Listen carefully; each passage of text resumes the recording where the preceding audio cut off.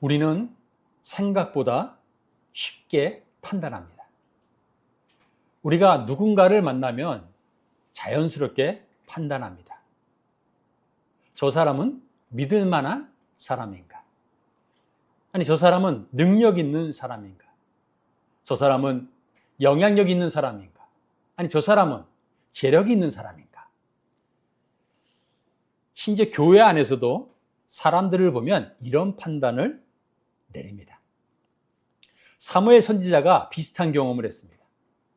하나님께서 사울 왕을 대신할 다음 왕을 세우기 위해서 이새의 집으로 보냈습니다. 사무엘이 그 이새의 첫 아들을 볼 때에 이렇게 생각했습니다.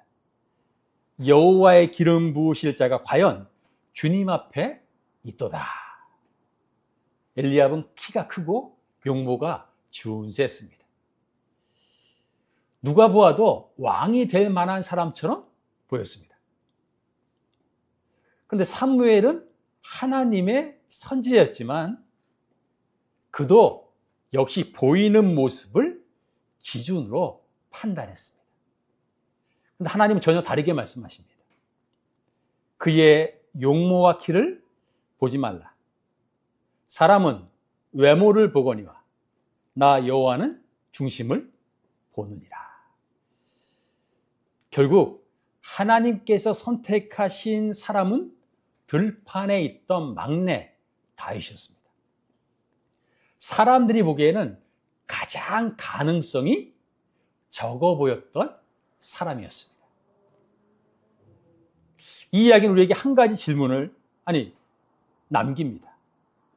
우리는 무엇을 기준으로 사람을 판단하고 있습니까? 그리고 우리가 내리는 판단은 얼마나 정확한 것입니까? 1절을 보겠습니다. 사람이 마땅히 우리를 그리스도의 일꾼이요 하나님의 비밀을 맡은 자로 여길지어다. 여기서 중요한 단어는 여기다라는 말로 이 말은 계산하다 그리고 판단하다는 의미입니다. 즉 어떤 기준을 가지고 신중하게 판단하라는 말입니다. 바울은 여기서 여길지어다라는 것을 두 가지 표현으로 설명합니다. 먼저는 그리스도의 일꾼입니다. 일꾼은 일을 잘하는 사람이 아닙니다.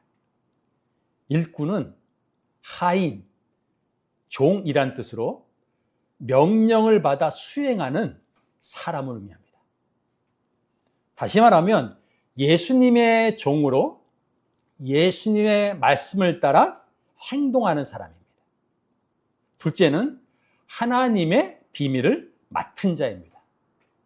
이 말은 은밀히 일하는 사람을 말하는 것이 아닙니다. 이 맡은 자라는 단어는 관리인, 청직이라는 뜻입니다. 그러니까 주인의 것을 위탁받아 관리하는 사람을 말합니다. 즉, 이 하나님의 비밀은 은밀한 것이 아니고요. 전에 알지 못했던 하나님의 구원의 복음을 이제 드러내는 사람이다라는 표현입니다. 근데 이 두 가지, 하나님의 일꾼과 하나님의 비밀을 맡은 자라는 단어의 공통점이 있습니다.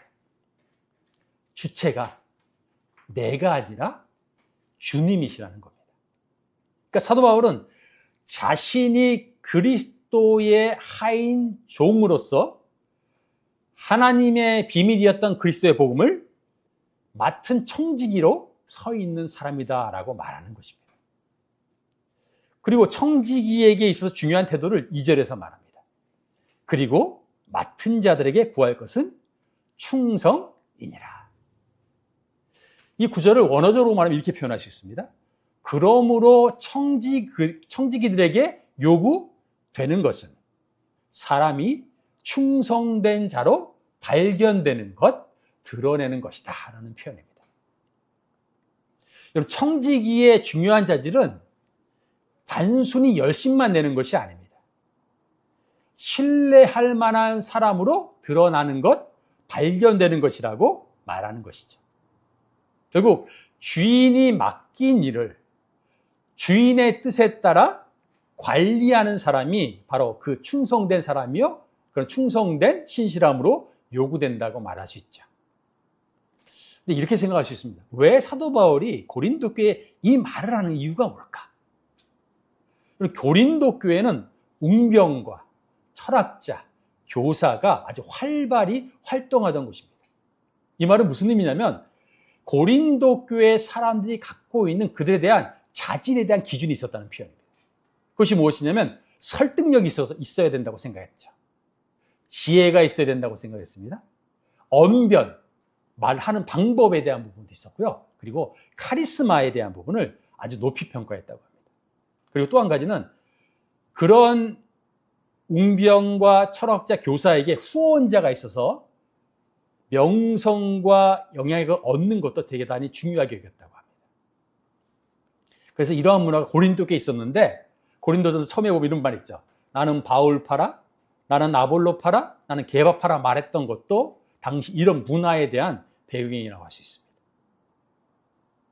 그런데 이런 말씀을 듣고 나면 고린도 교회의 사도 바울은 어떤 의미냐면 고린도 교회에 맞지 않는 리더입니다. 왜냐하면 바울은 이렇게 말합니다. 나는 약하고 말도 시원치 않다는 판단을 받고 있었다고 말했기 때문에. 오늘날 사람들은 사도 바울 같은 리더를 만나면 어떤 기준을 갖고 있을까요? 여러분은 어떤 기준으로 바라보십니까? 아마도 대부분은 그 리더가 성과가 있어야 돼. 결과가 있어야지. 아니야. 사람들이 필요로 하는 만족을 채워줄 수 있어야 돼. 아니면 그 리더는 내 편이어야 돼. 나랑 비슷해야 돼. 라고 하는 기준으로 판단할 수 있습니다. 이것처럼 고린도 교회뿐만 아니라 오늘날 우리도 사람의 중심을 두는 기준을 가지고 볼 수 있습니다.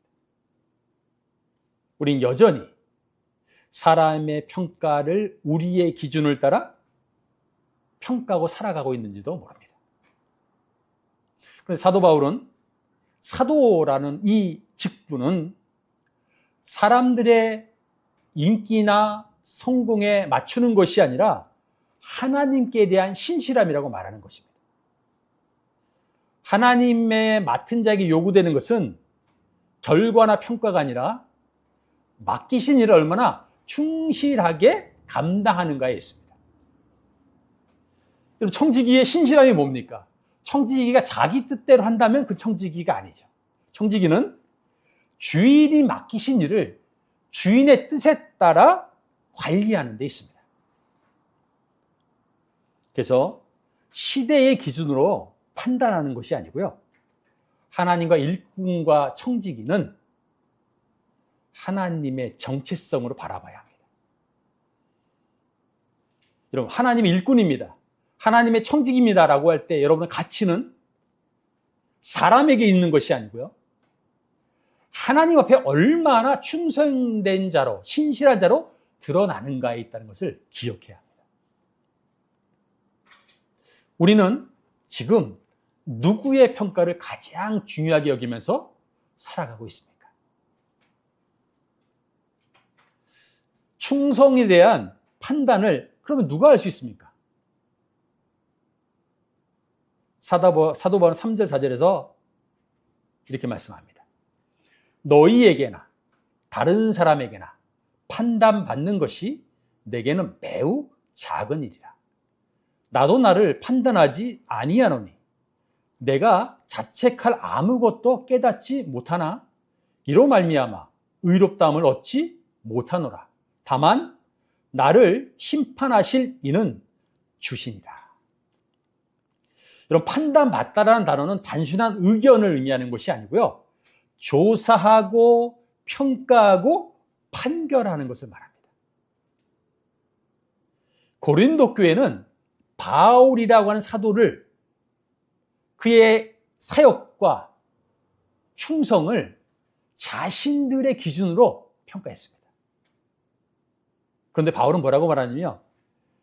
사람의 판단도 아니요, 세상의 판단도 아니요, 심지어 내 자신의 양심에 대한 판단을 가지고도 할 수 없다라고 말합니다. 기준이 사람과 자신에게 있다고 말하는 것이 아닙니다. 그러면서 이렇게 말하죠. 나는 양심에 꺼릴 것이 없습니다. 그래도 이 말은 내가 완전하다는 증거는 될 수 없습니다 라고 말을 합니다. 사람들의 평가에 자신을 맡기지 않았습니다. 자신의 양심을 기준 삼아서 평가하지도 않았습니다. 바로 분명하게 고백합니다. 나를 판단하시는 분은 주님이십니다. 여러분, 충성, 신실함의 최종 평가는 주님께 속해 있습니다. 이 방금의 구절을 쉬운 성경으로 제가 다시 한번 읽어드리겠습니다. 나는 여러분에게 판단을 받든지 세상 법정에서 판단을 받든지 전혀 개의치 않습니다. 심지어 나 스스로도 나를 판단하지 않습니다. 나는 양심에 걸리는 것이 조금도 없습니다. 그렇다고 해서 내가 흠이 없다는 말은 아닙니다. 나를 판단하시는 분은 주님이십니다. 이 구절 읽다 보면 이런 생각이 듭니다. 아니, 판단받다는 표현을 이해할 때 이걸 어떻게 생각해야 되지? 이 말은 그러면 우리는 누구든지 판단하면 안 된다라는 말을 하는 것이 아닙니다. 이 본문은 사역에 대해서, 그가 하는 일에 대해서 아무 평가도 하지 말라는 뜻이 아니고, 이 말의 의미는 교회는 말씀에 비춰서 무엇이 옳고 그른지 분별해야 합니다. 아니, 가르치는 것이 복음에 합당한지도 봐야 합니다. 아니, 사역의 방향이 성경과 다른지도 살펴봐야 합니다. 그리고 중요한 것은 그 사람이 맡은 일을 신실하게 감당하고 있는지 교회가, 공동체가, 내가 살펴야 합니다. 다만 바울이 여기서 말하고 있는 것은 이것입니다. 사람이 하나님의 자리에 앉아서 한 사람의 중심과 마음과 신실함을 최종적으로 판결하지 말라는 태도입니다. 근데 우리는 어느 순간인가 판단하게 되면 우리가 최종의 자리에 있는 것을 바라볼 때가 있습니다. 우리는 지금 누구의 판단을 가장 결정적인 기준으로 삼고 있습니까? 5절을 보겠습니다. 그러므로 때가 이르기 전 곧 주께서 오시기까지 아무것도 판단하지 말라. 그가 어둠에 감추인 것들을 드러내고 마음의 뜻을 나타내시리니 그때에 각 사람에게 하나님으로부터 칭찬이 있으리라. 이 5절은 3절, 4절에 대한 결론 부분의 말씀입니다. 여기서 말하는 판단하다는 이 단어는 최종적으로 판결을 내린다는 의미입니다. 그리고 때가 되기 전에 아무것도 판단하지 말라는 뜻은 모든 분별과 사랑으로 권면하는 것을 금지하라는 것이 아닙니다. 이것은 사역자에 대한, 아니 우리가 하고 있는 섬김에 대해서 최종 판단을 내리지 말라는 표현입니다. 이 일이 언제 이루어지냐고요? 주께서 오시기까지입니다. 이 말은 판단 자체가 없을 것이라는 것이 아니고요, 참된 판단의 때가 있다는 것을 말씀해 주고 있는 것입니다. 이 구절을 들으면 여러분에겐 두려운 메시지로 들리십니까? 아니면 위로의 말씀으로 들리십니까? 만약 우리가 속한 공동체가 신실함으로 서 있다면 이 말씀은 위로의 말씀이 됩니다. 사람들은 다른 사람들 앞에서 감출 수 있습니다. 그러나 주님 앞에서는 결코 감출 수 없습니다. 때로는 사람들의 인정과 평가를 받지 못할 수 있습니다. 그러나 주님은 반드시 그것을 아시고 드러내십니다. 사람들은 말을 듣고 행동을 보며 결과를 보지만 결코 사람의 동기와 의도를 완전히 알 수는 없습니다. 우리는 한 사람일지라도 그 사람의 중심과 동기를 완전히 알 수 없습니다. 반면 주님은 행동만 평가하지 않으십니다. 주님은 사람의 마음과 사람의 의도까지 아시고 드러내시는 분이십니다. 그래서 하나님 앞에 신실하며 충성되게 살아가는 성도는 반드시 위로를 받게 된다고 하시는 말씀입니다. 그래서 그때에 각 사람에게 하나님으로부터 칭찬이 있으리라.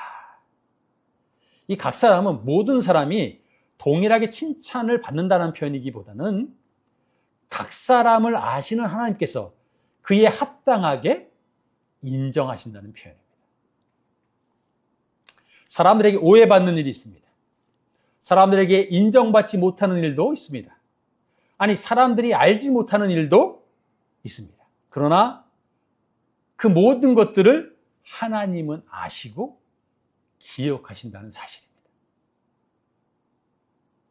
교회의 판단도, 세상의 판단도, 내 자신의 판단도 결코 최종의 판단이 아닙니다. 성도의 모든 사역, 모든 봉사, 모든 섬김은 하나님의 판단이 최종적인 권위를 갖고 있습니다. 우리는 지금 누구의 판단을 최종적인 것으로 여기고 살아가고 있습니까?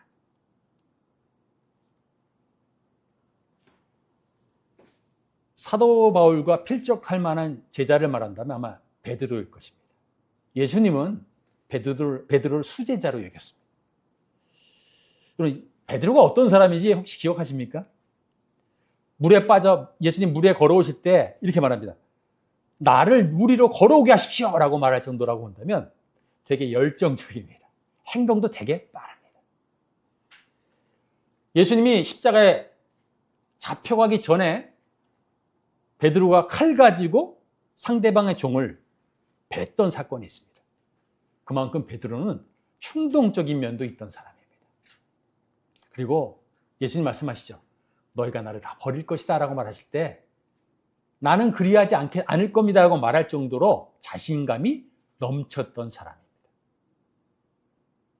그래서 베드로는 초대교회 지도자요. 그리고 가장 위대한 사도 가운데 한 사람이라고 여겼습니다.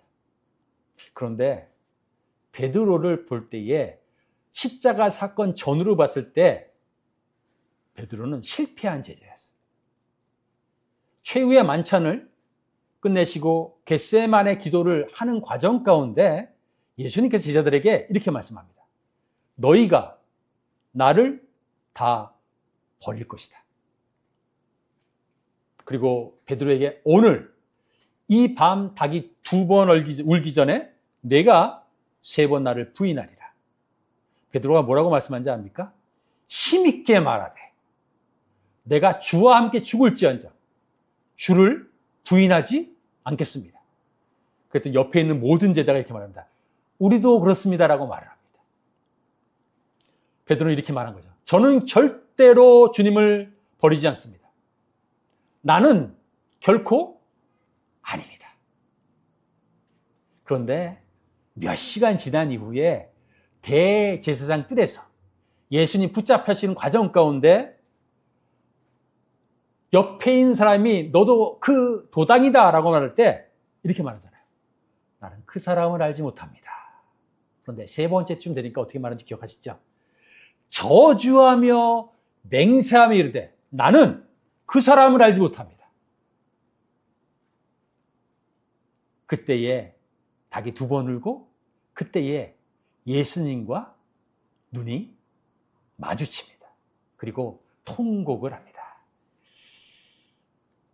여러분, 베드로가 가장 앞서서 나는 예수님의 충성을 맹세한 제자입니다 라고 말했던 사람입니다. 그런데 3번을 부인했습니다. 그런데 이 일이 생각해 보십시오. 다른 사람들에게도 베드로는 실패자처럼 보였을 것입니다. 베드로는 자기 자신도 생각할 때 실패자로 여겼을 것입니다.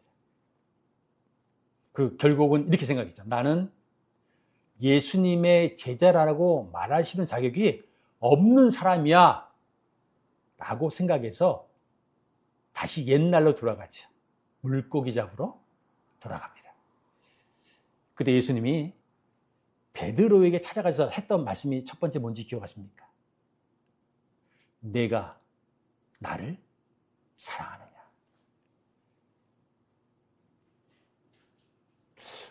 아니, 예수님은 베드로의 실패 사건을 표현하지 않았습니다. 아니, 그것을 보지 않았습니다. 베드로의 큰 소리치는 그 음성도 기준 삼지 않으셨습니다. 만약 그것을 기준 삼았다면 예수님께 이렇게 말씀하셨을 겁니다. 왜 실패했느냐? 왜 나를 부인했느냐? 라고 물으셨을 것입니다. 그런데 그렇게 하지 않으시죠. 뭐라고 말씀하시냐면 내가 나를 사랑하느냐. 여러분, 예수님은 베드로의 마음도 아셨고 뜻도 아셨고 중심도 보셨습니다. 그 베드로가 뭐라고 답한지 기억하시죠? 내가 주님을 사랑하는 줄을 주님께서 아십니다. 그때 예수님 이렇게 말씀하시죠. 내 양을 먹이라. 여러분, 예수님께서 베드로를 만났을 때에 한 번의 실패로 평가하지 않으셨습니다. 판단하지 않으셨습니다. 예수님은 베드로의 실패만을 보지도 않으셨습니다. 예수님께서는 베드로의 중심을 아셨습니다. 사람들도 베드로를 실패한 제자라고 말할 수 있었을 것입니다. 심지어 베드로 자신도 나는 이것밖에 안 되는 사람이야 라고 말할 수도 있었습니다. 그러나 예수님은 베드로를 내 양을 맡길 제자로 세우셨습니다. 그렇습니다. 우리 주님, 우리 예수님은 우리의 마음과 뜻과 행동을 분명히 아십니다. 그런데 우리는 교회라고 하는 공동체를 통해서 서로를 섬기고 있습니다. 그런데 교회라는 곳이 어떤 곳이냐면 선한 의도를 가지고 섬기는데도 얼마나 많은 오해와 평가가 있는지 모릅니다. 때로는 내가 오해와 평가를 하는 사람의 위치가 있을 때가 있습니다. 때로는 내가 오해와 평가를 받는 사람의 위치에 있을 때가 있습니다. 그렇지만 최종적인 평가는 사람들도 아니고 나도 아닙니다. 오직 하나님이십니다. 그런데 몰라서가 아니고 우리 모두는 사람들의 기준과 평가에 우리 많이 흔들립니다. 때로는 스스로 생각하여 낙심할 정도로 여길 때도 있습니다. 그리고 어떤 때는 정말 나는 괜찮은 사람 같아라고 생각이 될 때가 있고 어느 때인가는 나는 실패자인 것 같아라고 생각할 수도 있습니다. 그런데 잊지 마십시오. 우리가 우리를 평가하는 것은 우리 자신에게 있지 않습니다. 그러면 우리는 어떻게 하나님의 판단 앞에 설 수 있을까요? 우리의 실패와 죄가 분명히 있을 때에도 어떻게 하나님은 우리를 받아주실 수 있는 이유가 무엇일까요? 우리는 너무 잘 알고 있습니다. 복음 때문입니다. 예수님 때문입니다. 베드로가 다시 세워졌었던 이유는 베드로 자신에게 있지 않습니다. 우리가 다시 세워지는 일에 있어서도 우리 자신에게 있지 않습니다. 우리의 실패와 죄를 짊어지기 위해서 예수님께서 십자가를 지셨습니다. 그리고 우리가 감당할 수 없는 죄값을 예수님 대신 감당하시고 담당하셨습니다. 그 예수님이 부활하신 이후에 실패한 베드로를 다시 찾아가셨고 그를 다시 부르셨습니다. 그리고 그에게 새로운 일을 감당할 힘을 주셨습니다. 예수님의 은혜가 베드로를 다시 세우셨듯이 그 은혜가 우리를 붙들고 있습니다. 여러분, 신앙을 살아가면서 주님을 따라가다 보면 우리는 판단을 받게 되는데 잊지 마십시오. 평가는 다른 사람에게도 있지 않습니다. 우리 자신에게도 있지 않습니다. 지금 우리는 우리를 아시는 주님 앞에 서 있습니다. 그럼 농부는 씨를 뿌리고 곧바로 열매를 볼 수 없습니다. 겉으로 보기엔 아무 일도 없습니다. 그러나 그 씨는 땅속에서 생명을 싹트게 하고 있습니다. 농부는 기다립니다. 때가 되면 열매가 드러날 것을 알기 때문입니다. 우리도 마찬가지입니다. 하나님 앞에 드린 기도와 섬김과 마음과 충성은 당장 보이지 않을 수 있습니다. 때로는 사람들에게, 교회에게 인정받지 못할 수도 있습니다. 그러나 주님은 알고 계십니다.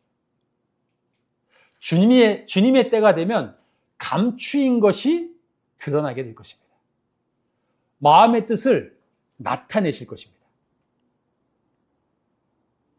여러분, 하나님을 향한 충성, 하나님을 향한 신실함은 결코 없어지지 않습니다.